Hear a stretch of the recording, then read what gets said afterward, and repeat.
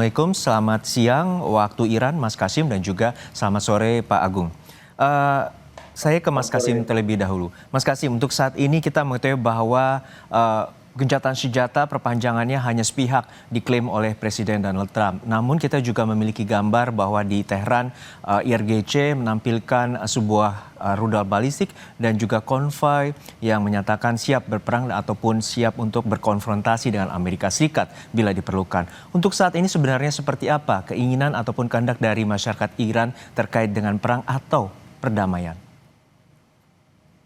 Bismillahirrahmanirrahim. Ya, sebagaimana yang kita sudah lihat kan dari pihak yang lain, mereka nampaknya tidak serius dalam perundingan atau dalam gencatan senjata itu. Pihak atau tahap pertamanya perang itu sudah perlihatkan mereka bahwa Iran itu sangat serius dalam perjuangannya dan tidak hadir dan tidak sedia untuk hanya biarkan mereka untuk menguntung dari perang mereka. Dan sampai sekarang beberapa kali pihak Iran itu sudah umumkan bahwa kami ini tidak akan ke Pakistan atau ke perundingan kecuali dipastikan gencatan senjata itu dipastikan untungannya Iran juga dari perundingan itu. Dan sampai sekarang tindakan-tindakan yang sekarang ini kita dapatkan dari pihak yang lain itu tidak begitu, tidak sesuai dengan penerimaan haknya Iran itu. Oleh karena itu, ya Iran sudah siapkan dari di sisi masyarakat ataupun di sisi pemerintah atau angkatan militernya sudah siap untuk memperpanjang atau melanjutkan perjuangannya. Oke, saya ke Pak Agung. Pak Agung, kita mengetahui bahwa ada masalah isu kepercayaan terhadap Iran. Tentu ada negosiasi yang telah berjalan sejak Juni lalu, kemudian Februari lalu, kemudian terakhir April ini, kemudian ada terjadinya serangan ataupun blokade terhadap Selat Hormuz yang juga tidak dikehendaki oleh pihak Iran. Untuk saat ini kejahatan senjata hanya diklaim sepihak oleh Presiden Amerika Serikat Donald Trump. Menurut pandangan Anda sejauh mana kejahatan senjata ini akan terjadi dan juga apakah serangan terbuka akan terjadi dalam beberapa waktu dekat ini? Dari apa yang ditampilkan bahwa Trump itu menambah gencatan senjata, artinya mereka yang perlu gencatan senjata. Dan mereka kayaknya sudah menemukan taktik baru nih, strategi baru. Karena begini, dengan Iran memegang Selat Hormuz, praktis Amerika tidak punya daya tawar lagi. Dia ngebom juga tidak ada efeknya, karena tetap hasilnya begitu-begitu saja. Iran tetap memegang Selat Hormuz. Nah, itu mereka menggunakan cara lain, yaitu dengan balas memblokade. Ternyata blokade di luar di Laut Arab, di luar Teluk Oman itu juga tidak terlalu efektif. Maka sekarang mereka melangkah lagi dengan mencari-cari kapal Iran yang berada di daerah lain, di Samudra Hindia dan di tempat lain, yang mana itu adalah menunjukkan mereka menggunakan global influence-nya. Sedangkan Iran menggunakan regional influence-nya. Namun masalahnya adalah, ini adalah soal berburu dengan waktu. Iran memiliki banyak waktu yang bisa dibutuhkan, sedangkan Amerika sendiri waktunya terbatas, yaitu apakah berapa sanggup rakyat Amerika untuk menahan harga minyak tetap naik, dan makin hari makin naik, dengan makin lama ada kemungkinan bahwa bunga banknya juga akan naik dan sehingga mereka akan kesulitan untuk itu. Jadi yang berpacu dengan waktu itu Amerika, sedangkan Iran sendiri, ya betul dia diganggu, tapi masalahnya begitu kapal-kapal Iran di Samudra lepas, itu tentu masalahnya tidak hanya menyangkut soal Iran saja, karena itu adalah mungkin produk-produk ataupun barang-barang yang berasal dari negara-negara besar lain. Nah, ini sudah akan mulai mengganggu Cina dan mengganggu negara lain yang membawa produk-produk itu. Bukankah tadinya janjinya itu bila ada kejahatan senjata, maka tidak ada gangguan. Makanya Iran membuka Teluk Persia, Selat Hormuz dibuka untuk ini. Tapi pada saat dibuka itu malah sama mereka ditutup dengan alasan hanya untuk Iran akan diblokade. Tapi yang lain tidak. Nah, gimana? Akhirnya sama Iran dibalas juga untuk ditutup juga yang lain, nggak bisa. Jadi perjanjian itu gencatan senjata itu sudah jelas. Selama gencatan senjata silakan masuk dan keluar barang. Tidak boleh diganggu, pesawat tidak boleh diganggu, kemudian kapal tidak boleh diganggu. Itu sudah sepakatan. Tapi diingkari oleh Amerika sehingga akhirnya jadi seperti sekarang. Baik. Oke, saya ke Mas Kasim. Mas Kasim, kita ketahui bahwa Anda berada di KOM untuk saat ini. Lalu seperti apa sebenarnya gambaran dan situasi terkini di Iran terkait dengan pemimpin tertinggi Iran untuk kepastian dan juga bagaimana terkait dengan proses pengambilan keputusan di Iran? Karena ada klaim dari pihak Donald Trump ada terjadi keretakan ataupun keterpecahan di pemimpin Iran.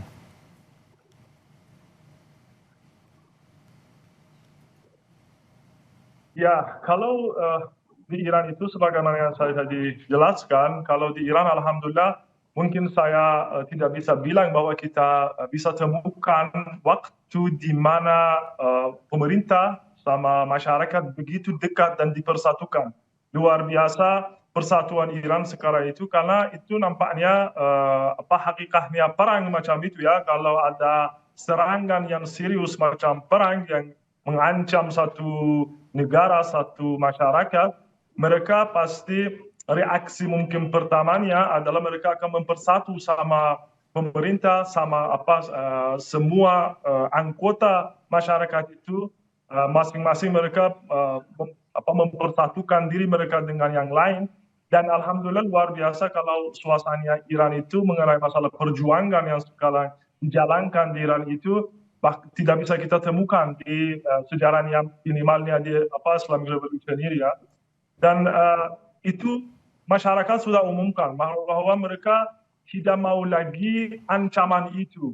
Kenapa? Karena beberapa kali Iran sudah coba ya, kalau perundingan negosiasi sama Amerika Serikat beberapa kali sudah dicoba dan tidak berhasil. Kenapa? Karena dari pihak yang lain mereka tuntutan berlebihan mereka tidak akan berhenti. Yani ini mereka yang mau tuntutan mereka dan tidak mau menerima hak pihak lain. Dan kalau tidak ada perjuangan, tapi alhamdulillah kalau Iran itu karena alhamdulillah kuat dan bisa melawan mereka, pasti mereka tidak tidak macam yang terjadi untuk Venezuela atau negara-negara lain. Oleh karena itu, sekarang mereka juga bingung apa yang mereka mau lakukan. Pasti mereka tidak mau perang karena mereka tahu bahwa biaya yang mereka harus bayar sangat sekali, bukan hanya masalah biaya ekonomi, tapi biaya strategisnya luar biasa. Sekarang Iran menguasai Selat Hormuz itu.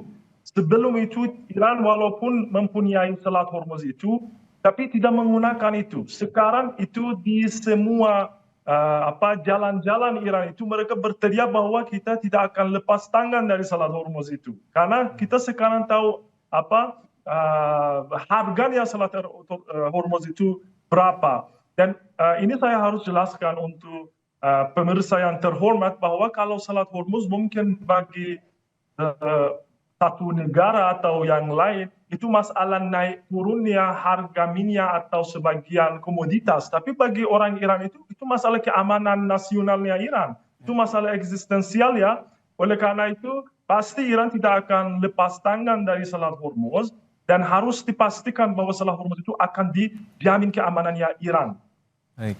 Ya, ini tentu Pak Agung, kita melihat bahwa proposal yang diajukan oleh pihak Amerika Serikat adalah penangguhan pengayaan uranium dari 20 tahun terhadap Iran dan juga pembukaan Selat Hormuz dan juga mengurangi kendali Iran terhadap Selat Hormuz. Untuk saat ini Presiden Donald Trump mengajak untuk adanya gencatan senjata diperpanjang 1 hari. Dan apakah ini merupakan taktik dari Donald Trump untuk melakukan serangan mendadak ke Iran? Namun jawabannya usai jeda hanya di Kompas Petang.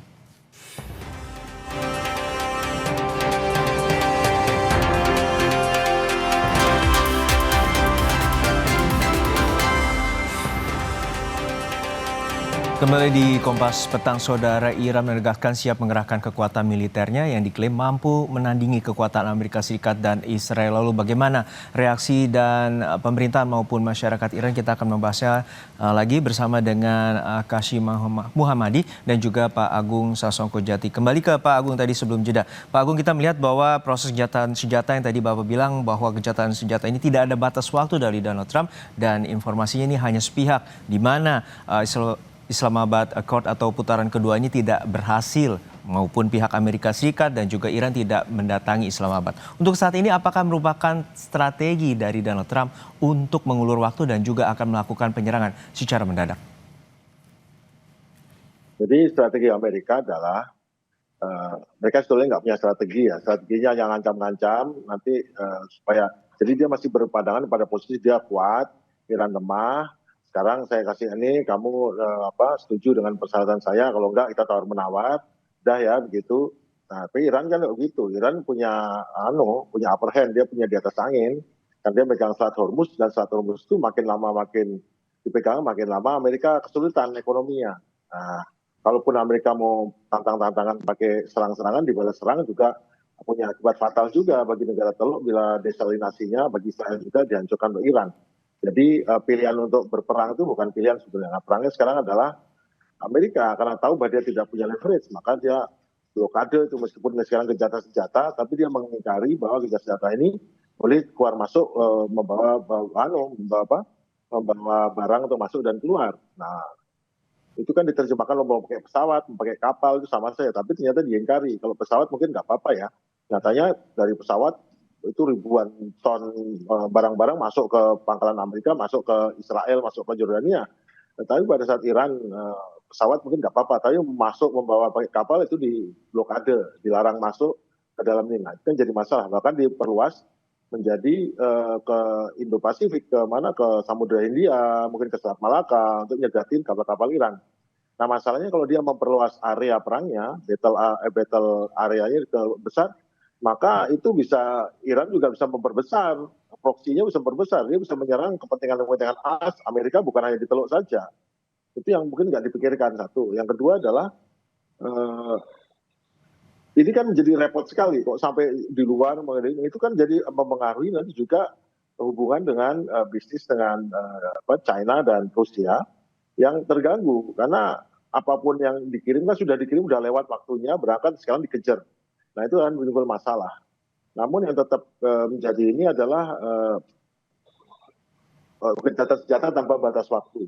Nah, ini agak pinter nih sedikit. Kenapa? Kalau pakai batas waktu bolak-balik 2 hari, 1 minggu, 10 hari, itu kan pada akhirnya yang memperpanjang Amerika juga. Artinya dia butuh gencatan senjata, artinya dia butuh untuk mengancam tapi nggak bisa melaksanakan. Kan lebih bagus dia buat gencatan senjata tanpa batas waktu, sehingga dia tidak perlu mengancam-ancam lagi. Kalau nanti selesai saya bom kamu ya, sekarang dia bisa lebih rileks lah gitu. Tetapi tetap dia pakai blokade. Ya, Iran tinggal bilang saya nggak mau gencatan senjata kalau nggak ada, bukan gini, saya nggak mau berunding kalau nggak ada blokade, nggak dibuka. Tinggal gitu aja.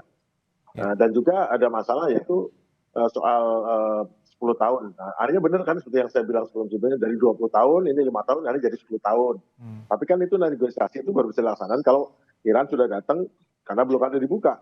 Nah, blokade nggak dibuka karena Amerika takut blokade ini membawa kapal-kapal berisi peralatan, senjata, segala macam. Tapi mungkin Amerika lupa atau tidak ingat atau mungkin beranggapan, karena sebetulnya Iran kan bisa masukkan barang dari Laut Kaspia di utara. Danau Kaspia, tapi karena besar kayak laut ya. Itu kan langsung berbatasan dengan Tajikistan, Uzbekistan, Rusia, dan ini. Jadi barang-barang bisa masuk lewat situ juga. Mungkin agak lama sedikit, tapi kan masuk juga. Jadi sebetulnya efektivitas daripada blokade, tapi kan secara simbol lagi, sebagai simbol kedaulatan, ya Iran tidak mau. Ya harus blokade buka, baru saya mau ini. Dan Iran juga membalas. Baik. Diserang beberapa kapal yang ada kaitan itu diserang juga, dan akhirnya ya sekarang posisinya ya saling mengancam dan saling menunjukkan kekuatan. Baik, saya ke Mas Kasim. Kita mengetahui bahwa ada kapal Iran yang juga disita Amerika Serikat dan menegaskan bahwa ini sebuah pelanggaran hukum internasional. Untuk saat ini seperti apa sikap dari pemerintahan Iran sendiri terhadap Selat Hormuz dan juga adanya dugaan pelanggaran hukum internasional yang dilakukan oleh Amerika Serikat di Selat Hormuz? Ya, pasti itu dianggap sebagai pelanggaran gencatan senjata itu, dan bukan hanya itu adalah war crime, bukan hanya masalah gencatan senjata itu ancam ataupun langgar, tapi itu dianggap sebagai war crime ya. Tapi Iran sebagaimana yang informasi yang saya baru-baru ini dapat, semenjak pagi hari ini ada 3 kapal yang dihentikan oleh Iran yang itu mau lewat Selat Hormuz, dihentikan dan bahkan ditembak karena tidak dengar, tidak mau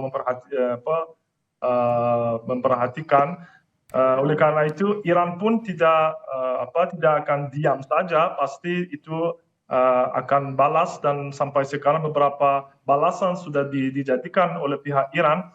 Dan juga itu bukan hanya masalah Iran, mereka sekarang ini melawan mitra-mitranya Iran itu, khususnya China, ya.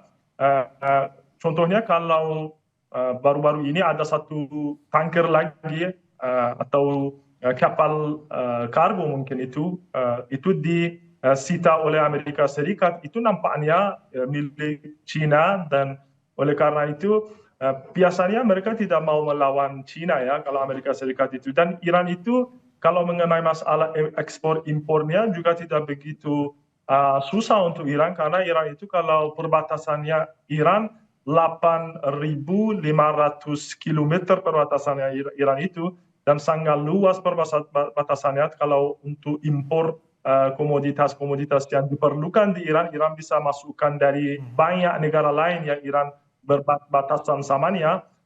Oleh karena itu, dan juga minyaknya bisa dia menjual kepada negara-negara yang lain lewat tanker minyak negara-negara lain macam China atau negara-negara lain. Oleh karena itu, ya pasti itu akan membuat problem untuk Iran blokade itu.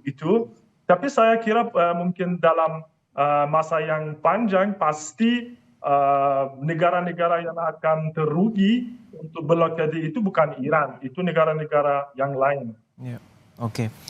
Ke Pak Agung. Pak Agung, ini kita mengetahui bahwa Iran melalui IRGC juga telah memamerkan sejumlah alutsista dan juga rudal balistiknya. Lalu dalam pengamatan Anda juga ada kapal induk besar dari Amerika Serikat, USS Abraham Lincoln di area Selat Hormuz, dan juga 3 kapal induk lainnya. Untuk saat ini sebenarnya seperti apa ancaman perang yang akan terbuka dalam waktu dekat, dan seperti apa gambaran Anda terkait dengan kemungkinan itu?